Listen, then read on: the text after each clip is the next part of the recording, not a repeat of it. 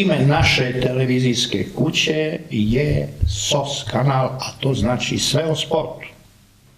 I šta je prirodnije nego da nam u gostima bude predstavnik organizacije Sport za sve.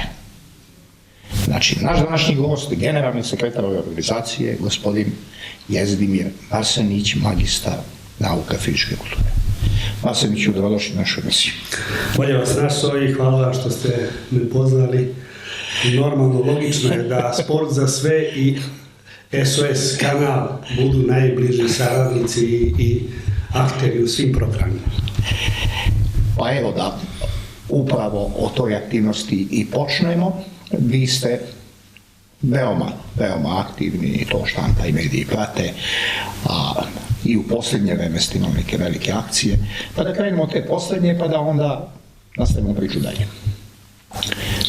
Evo mi posljednju akciju koju smo realizovali bio je jedan ski festival. To je tradicionalna manifestacija koja se od 22 godine održava.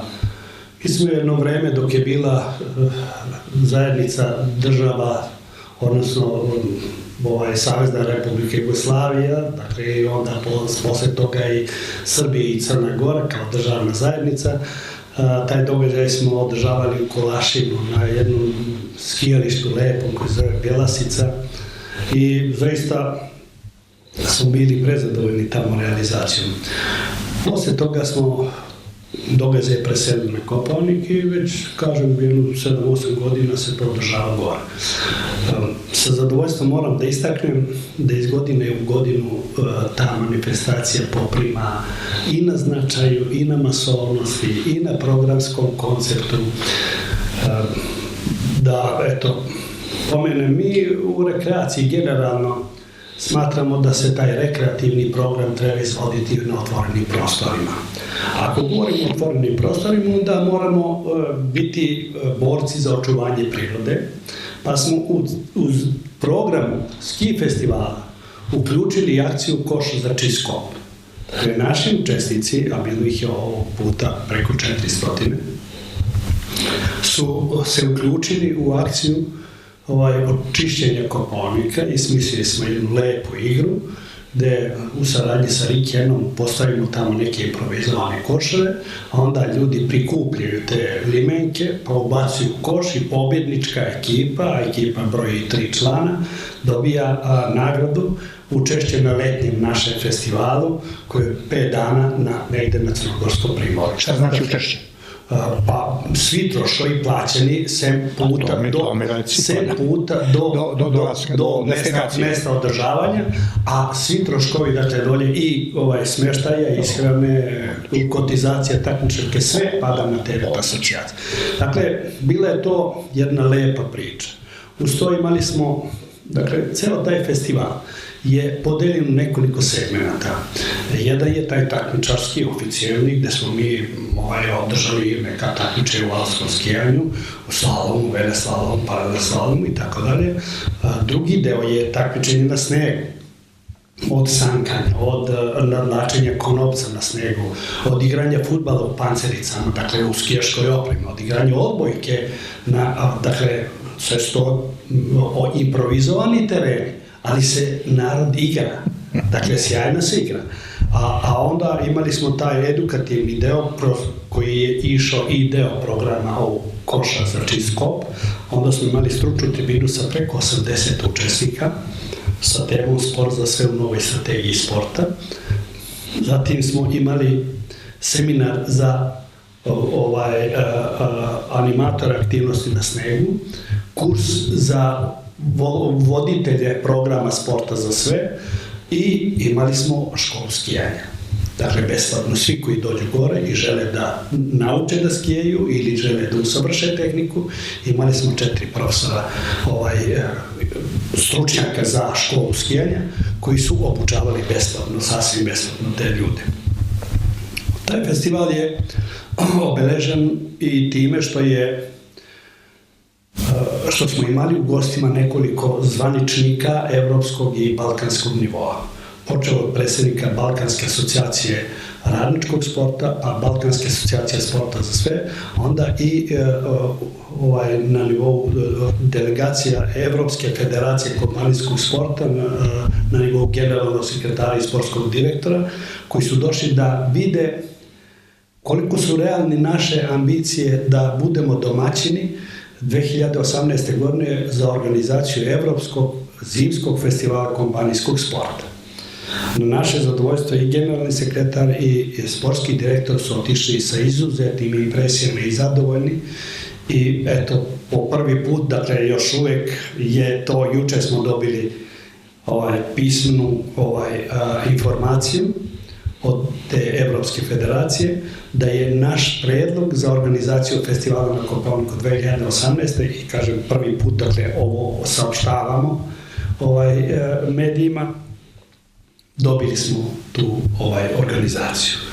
To podrazumeva sad jednu značajnu aktivnost kako asocijacije Sport za sve Srbije, tako i skijališta Srbije i MK Resorta i svih hotelijera na Kopaoniku i normalno turističke organizacije, turističke privrede Srbije, pa sve do Ministarstva omladine i sporta, da budemo vrlo mobilni, vrlo aktivni, da 2018. dočekamo spremni, da te ljude ugostimo i da oni odu odavde sa lepim utiscima i da to bude preporuka u krajnjem ne samo sportska, nego preporuka i privredna, i kulturna, i turistička, i u svakom drugom pogledu države Srbije.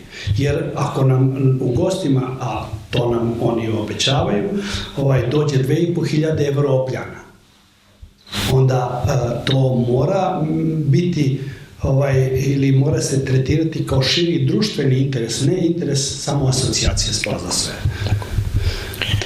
Tako, znači, dobro smo ocenili. Tako da je taj festival sjajno protekao, imali smo i naših normalno gostiju, počeo od predsjednika Sportskog saveza Srbije i generalnog sekretara gospodina Šoštara i gospodina Vateza, pa do naših članova upravnog odbora, direktora MK Resorta, predsjednik upravnog nadzornog odbora skijališta Srbije i tako dalje. Dakle, mislim da su i učesnici, pre svega učesnici, otišli izuzetno zadovoljni. Znači, vaša organizacija zaista interesantnog imena i za naše gledalce ćemo sada kroz razgovor sa vama saznati i šta su sve njene aktivnosti. Recite nam kako izgleda jedna godina asocijacije Sport za sve. Pa moram priznati, bez obzira što mi stalno ponavljamo i mediji to svakako dobro prate, da smo mi država šampiona, zemlja šampiona. Na našu sreću šampiona, ali na našu nesreću mi smo država gde je opšte zdravlje građana vrlo ugroženo. Vi sigurno znate da nam 86% školske dece imaju problem ili imaju bolesti, nezarazne bolesti tipa sedalnih bolesti tipa, dakle, dijabetesa, holesterola, prekomerne težine, krivi kičmi, ravnih stopala i tako dalje i tako dalje. Dakle, ova civilizacija nosi sa sobom i neke dobrobiti, ali istovremeno i velike opasnosti za opstanak ljudskog bića. Tako da mi se trudimo da kroz neke naše akcije i aktivnosti damo svoj doprinos prevazilaženju tih problema. Generalno, kad razmišljamo, mi imamo mnogo aktivnosti, ali s obzirom na činjenicu da medijske kuće hoće događaje, dakle, njima je potreban događaj. Onda mi, da bismo skrenuli pažnju na nas i na našu aktivnost, pravimo i mi neke događaje koji zaslužuju medijsku pažnju. Ja ću vam reći samo nekoliko, dakle, tih događaja koji mislim da su i prisutni, dakle, u ušima ili u svesti ili podsvesti svakog našeg građanina. Imamo jednu lepu akciju sa školskom decom koja se zove Zimska bajka i ona ide početkom februara i mi kroz program animacije te dece na Koponiku se to inače održava, 100 dece obučimo kako da borave na snegu, kako da se igraju na snegu. Dakle, uvedemo u igre na snegu, u školu skijanja, u školu klizanja, u školu snowboarda. Dakle, sve ono što se očekuje da oni jednog dana uživaju u toj aktivnosti na snegu.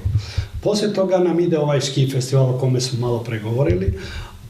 Sada već smo počeli pripreme za jednu značajnu akciju, zove se Dan izazova. To je međunarodni događaj koji se održava svake godine posljednje srede mjeseca maja. I evo, moram se pohvaliti da smo od 1994. svake godine, sem 1999. godine kada je bilo ono nesrećno bombardovanje, tu godinu smo preskočili u organizaciju ovog događaja, jer okupiti ljude na jedno mjesto ili na mnoga mjesta izložiti riziku, mi smo procenili da bilo bolje preskočiti to nego to organizovati, ali od 1994. 7. godine mi svake godine organizujemo taj međunarodni dan izazova. Za vašu informaciju, na primjer, prošle godine smo imali 91 opštinu i grad uključen u taj program i preko 910.000 učesnika. To je jednodnevni događaj koji vodi ta FISA, ta Svetska asocijacija sporta za sve, u svim državama svijeta koje normalno prihvate taj program. I znate, velika je to armija, 900.000 ljudi u jednom danu animirati da se bave sportom, da se bave fizičkom aktivnošću. Želimo da kroz to podstaknemo malo na razmišljanje o neophodnosti bavljenja sporta. Znamo mi da taj jedan dan ne znači ništa, ali znači u promociji, u pripremi, u priči, dakle u novinskim i televizijskim informisanjima o tome kako se priprema jedna Valjevo, jedna Subotica, jedna ne znam i tako dalje i tako dalje. Dakle, to je jedna lepa priča. Iza toga početkom jula imamo jedan letnji dečji festival sporta za sve. Tamo na Tari okupimo 700-800 dece preškolskog uzrasta. Dakle, mi u tom periodu želimo da iniciramo decu ili da ih inficiramo, dakle, fizičkim aktivnostima ili sportom, kako god okrenemo, da se bave sportom. I 700-800 dece tamo imaju jedan lagani orijentiring. Kroz neke stanice oni prođu i na svakoj stanici dobije svako dete po jedan poklon, da li je to bananica, da li je to igračka, da li je to balon i tako dalje i tako dalje. I sa tim igračkama ono dođe na cilj i kad dođe sa svim igračkama ili sa svim poklonima na cilj, dobija diplomu. Dakle, to je također jedna lepa manifestacija. Iza toga idu pripreme za letnji festival, pa onda moram da skrenem pažnju posebnu. Pre nekoliko godina Evropa je suočena sa problemom, dakle, fizičkih neaktivnosti građana, inicirala jedan projekat i moram se pohvaliti da smo iz Srbije, profesor dr. Dušan Mitić i ja, bili deo tog tima evropskog koji je kreirao tu, globalnu manifestaciju ili globalni događaj.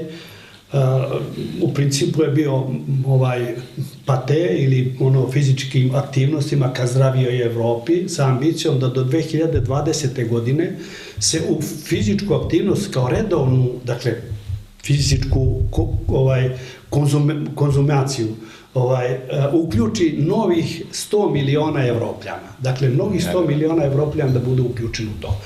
Sad, jedan deo te globalne strategije se zove Move Week, ili nedelja fizičkih aktivnosti, ili pokreni se, i ona se održava u prvi vikend, prva nedelja, ne nedelja, nego 7 dana, prvih u oktobru, i mi se pripremamo za taj Move Week.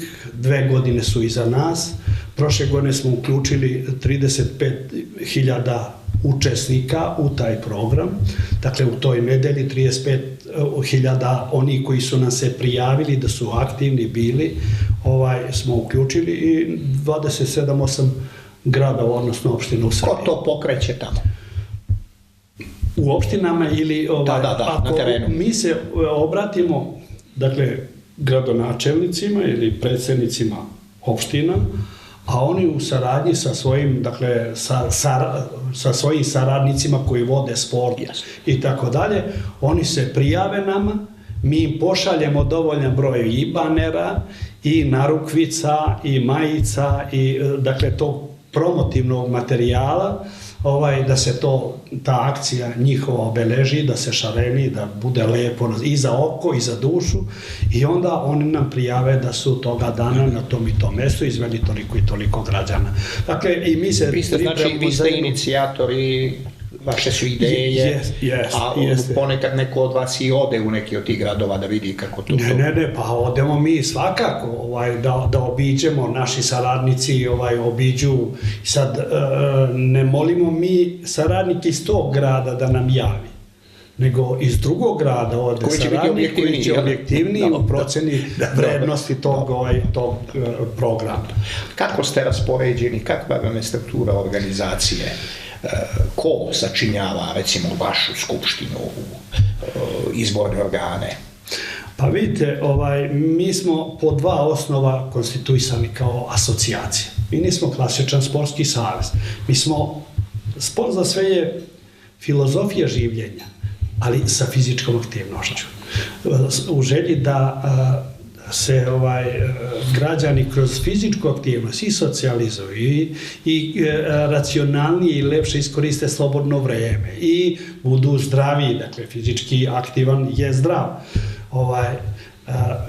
Pa onda mi imamo 2 osnova konstituisanja. Jedan po vertikali, gde nam se udružuju u asocijaciju Sport za sve naša opštinske asocijacije ili društva iz tih gradova i opština, Sport za sve, po vertikali, oni su svi članici skupštine, a onda imamo po horizontali veliki broj nacionalnih saveza, koji su također članica asocijacije Sport za sve, tipa, Planinarskog saveza, Sportsko-ribolovnog, Lovačkog, Ferijalnog, Univerzitetskog sportskog saveza, Sokola, Saveza za rekreaciju i fitness i tako da to sve, dakle, nacionalni savezi koji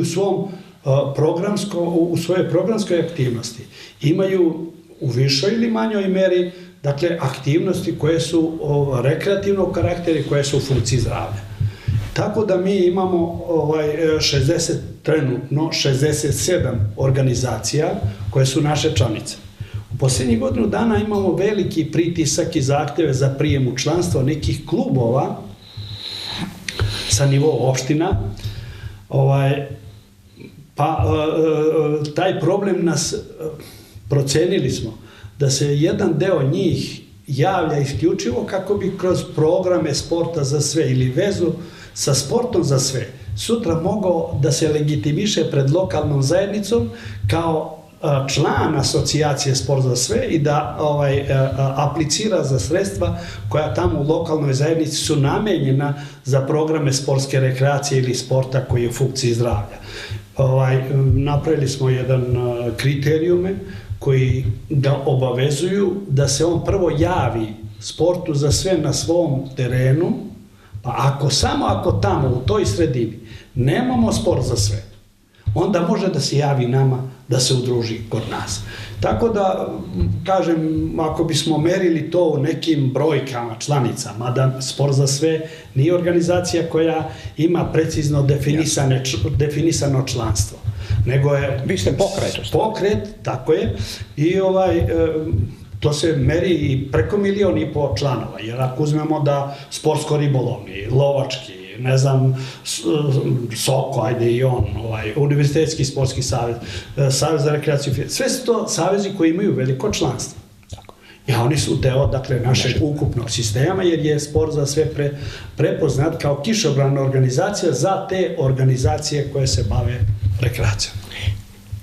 Jeste li prepoznati od oficijelnih udruženja i onih koji su najistaknutiji? Imamo, Sportski savez Srbije, imamo Ministarstvo mladih sporta i kao krunu iznad sve, kao državu,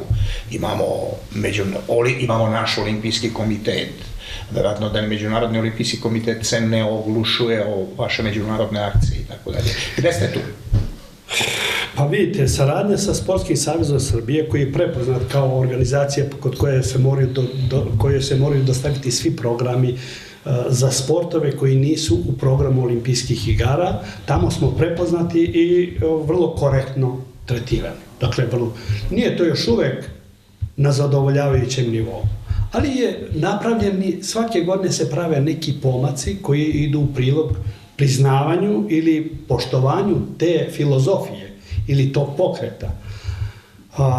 Ministarstvo, moram priznati, jedno vreme smo imali dobar status. A onda neki novi ljudi koji su tamo došli, ili koji odlučuju, mislim da nisu razumeli tu filozofiju. Predlog Sportskog saveza za finansijsku participaciju asocijacije, oni su skinuli na nivo od pre 4 godine. Znate, a to nije dobro.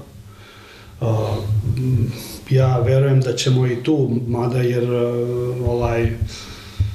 verbalno ili ne znam, u svim deklarativnim izjašnjavanjima ministar podržava školski sport, univerzitetski sport, rekreativni sport ili sport za sve i tako dalje, ali finansijska valorizacija ne prati ta opredeljenja. Što se tiče Olimpijskog komiteta, mi smo imali sjajnu saradnju sa Olimpijskim komitetom još iz vremena dok je gospodin Đorđe Perišić bio generalni sekretar. To se nastavilo i sa gospodinom Manojlovićem i predsjednicima Kićanovićem, Ćurkovićem i tako dalje. Novi sastav Olimpijskog komiteta, moj je, dakle, utisak, ne bih želeo ni da ih povredim, ni da uputim kritiku, jer oni verovatno razumeju svoj posao, ali ja mislim da oni ne razumeju svoj posao. Ja ću to napraviti kao paralelu između Međunarodnog olimpijskog komiteta i Nacionalnog olimpijskog komiteta. Dakle, Međunarodni olimpijski komitet izuzetno ceni pokret Sport za sve. Postoji i komisija Sport za sve pri Međunarodnom olimpijskom komitetu, čiji je predsjednik član borda MOK. I najveći deo budžeta Međunarodnog olimpijskog komiteta je za programe sporta za sve. Tom logikom mi smo u ranijim, dakle, nekim programskim aktivnostima 3 puta dobijali nagradu Međunarodnog olimpijskog komiteta ili suport za neke naše projekte. A taj suport je bio $10.000, što je za naše pojmove, dakle, značajna pomoć. Naš Nacionalni olimpijski komitet, čiji smo mi bili pridruženi član, je postao olimpijski komitet koji je zadužen isključivo za sportove koji su na programu olimpijskih igara.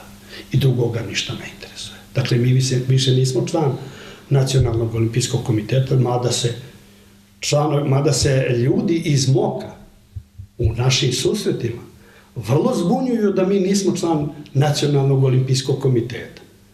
Ja sam razgovarao i pre toga i gospodin Walter Triggerom, koji je bio predsjednik te komisije Sport za sve, inače član borda MOK-a, pa sad Sem Rasemi, koji je sada aktuelni predsjednik te komisije.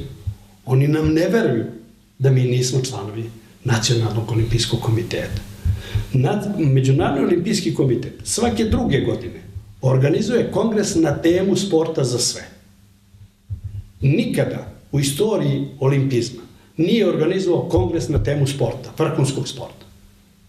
A svake druge godine na temu sporta za sve. Jedna od tema skorašnjeg kongresa bile je sport za sve i elitni sport, rivali ili partneri. I zaključci da smo mi partneri, da nema razvoja elitnog sporta bez masovnog sporta, bez sporta za sve, sporta za svakog, kako god ga zvali. Dakle, jer ako stvorimo uslove da vaše dete, vaše unuče, moje dete, nije bitno kako, obezbedimo da može da se bavi, da ne kažem besplatno, ali po nekim pristupačnim cenama, da naše ekonomske uslove, da se bavi sportom. Nikad se ne zna ko nosi taj gen vrhunskog potencijala za ostvarivanje sportskih rezultata. Mi danas imamo situaciju, a o tome naš nacionalni komitet ne brine. Mi imamo situaciju da danas je privilegija baviti se sportom samo dece onih koji imaju novac. A znate, danas ga je sve manje kod neke najvećeg broja stanovništva i dakle mi smo eliminisali iz potencijalne kandidate da budu vrhunski sportisti. Vidite li mogućnost da se tu nešto promeni? Ja sam tražio razgovor u posljednje vreme sa generalnim sekretarom Olimpijskog komiteta, razgovarao sam, zamolio da primi delegaciju asocijacije Sport za sve na razgovor, da ukažemo na taj problem, da pokušamo da prevaziđemo to, da pokušamo da postanemo deo te sveukupne priče iz koje će se roditi neki Đokovići, neki, ne znam, Grbići, neki Višacki i tako dalje. Dakle, međutim, stalno nas je to nešto odlaže.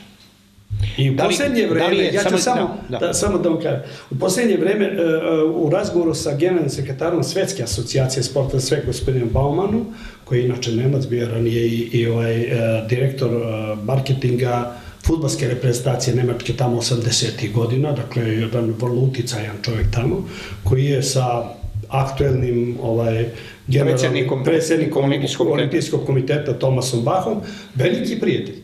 On nama kaže, ajde dođite, ja ću da vam napravim sastanak sa gospodinom Bachom. Pa neka Bach onda razgovara sa gospodinom Divicem. Ja kažem, nemojte, to ćemo mi ipak rađe u našoj kući da završimo. Znate, ima ona stara, ne treba pljuvati po sebi. Dakle, mi pokušavamo da izbegnemo, ali u krajnjem, ako baš ne budemo naišli na razumevanje u narednom periodu, mi ćemo morati i to da uradimo u krajnjem. U svakom slučaju nadati se da se rešenje nazire. Da.